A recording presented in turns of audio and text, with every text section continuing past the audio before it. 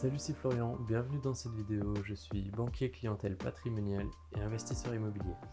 Dans cette vidéo, on va voir ensemble comment vendre un bien immobilier. En fait, il y a deux étapes qui sont en amont de contacter un professionnel. Ensuite, il y a ce fameux contact avec un professionnel. Et après, vous passerez au minimum par un notaire. Je vais vous expliquer ça tout de suite. D'abord, vous devez dans un premier temps vous protéger de tout ce qui concerne de potentiellement vices cachés concernant votre bien. Je m'explique.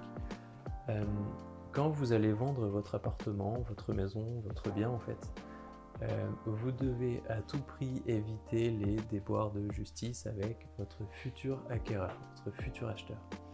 C'est-à-dire que vous devez connaître toutes les faiblesses, tous les points faibles en fait de votre appartement, de votre maison, avant de le mettre en vente, de le mettre en vente, pardon. Et vous devez aussi vous prémunir, c'est-à-dire que si typiquement il y a une infiltration d'eau dans votre appartement avant que vous le vendiez, vous avez deux choix.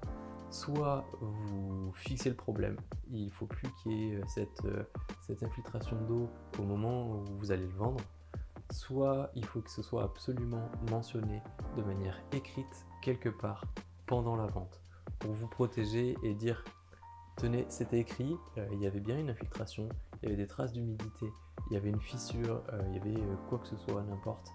C'était écrit sur voilà, tel ou tel document, hein, ça peut être un pseudo-état d'entrée des lieux, ça peut être un état général du bien, un descriptif, etc. Dans l'acte notarié final par exemple, etc. Voilà.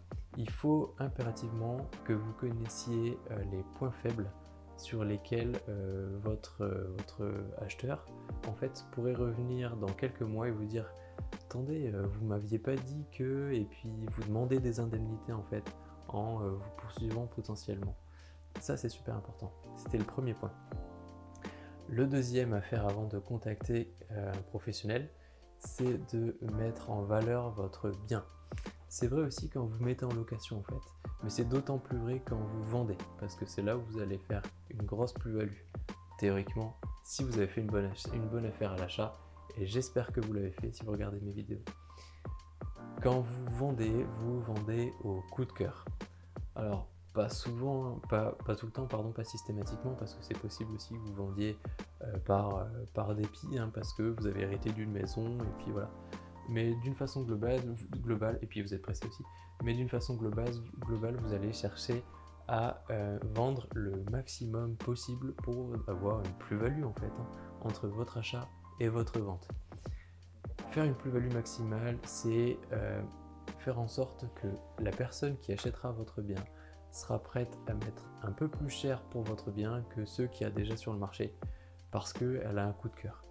Et ça peut être un aménagement, une propreté, une récence de l'équipement, ça peut être une luminosité, voilà. Ça peut être un tas de choses que vous devez mettre en place pour créer un coup de cœur lors des visites forcément, et donc pour faire un achat coup de cœur en fait par quelqu'un.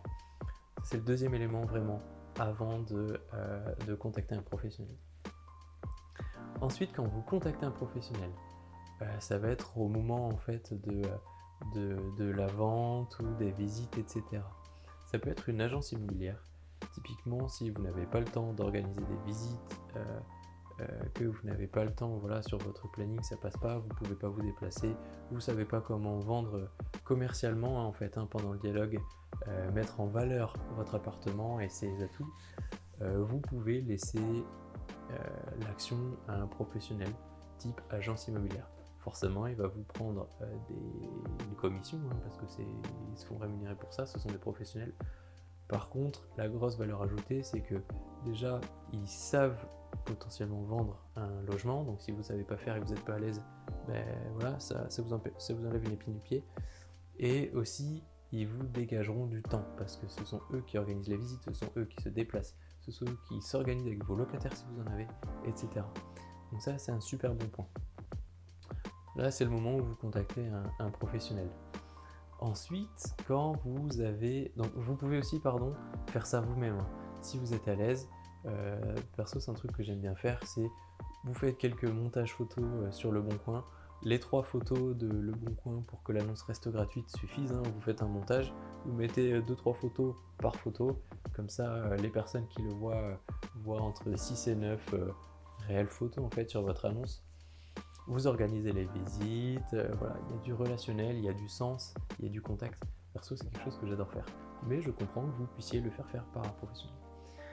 Ensuite, quand vous avez étudié tous les dossiers de vos acheteurs, mais au final vous en fichez un peu, hein, étudier le dossier, je dis ça parce que à force de le faire c'est plutôt pour de la location, mais forcément vous étudiez un minimum le dossier des acheteurs pour savoir si ce sont des acheteurs sérieux, pour savoir si vous pouvez vraiment vous impliquer dans la vente de votre bien et qu'ils n'auront pas un souci de crédit IMO dans les semaines qui arrivent. À ce stade-là, maintenant que vous avez sélectionné un dossier, vous pouvez prendre contact avec le professionnel final en fait de la transaction, c'est-à-dire le notaire. Souvent, vous allez avoir un notaire qui travaille un peu avec soit l'acheteur, soit l'agence immobilière, etc. Vous pouvez aussi proposer votre notaire et à défaut que ce soit accepté par les autres parties prenantes, vous pouvez demander à ce que les notaires travaillent entre eux. Alors potentiellement ça peut faire plus de frais pendant la transaction, mais vous pouvez dire voilà, j'ai quand même mon notaire, je veux qu'il soit là, je veux qu'il soit présent, je veux qu'il fasse partie du bail, dans le sens du contrat. Vous pouvez demander à ce que votre notaire entre quand même en contact avec le notaire qui est déjà sur l'affaire.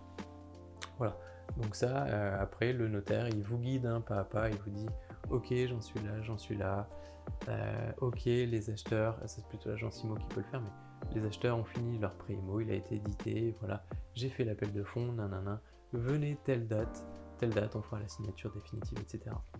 Laissez-vous guider par les professionnels en ce qui concerne les étapes clés une fois que vous avez trouvé votre acheteur. Il n'y a pas besoin, vous leur posez des questions, il n'y a pas besoin de s'en faire, ils savent, ils connaissent et maîtrisent le sujet par cœur. Voilà. C'est les étapes principales pour vendre votre bien immobilier en fait. Si tu as envie d'aller plus loin et d'obtenir le meilleur prêt immobilier pour ton projet, alors je t'offre 1 heure de contenu à ma formation, votre meilleur prêt immobilier en 3 heures. Je te mets le lien dans la description, je te dis à tout de suite dans mes vidéos. Ciao!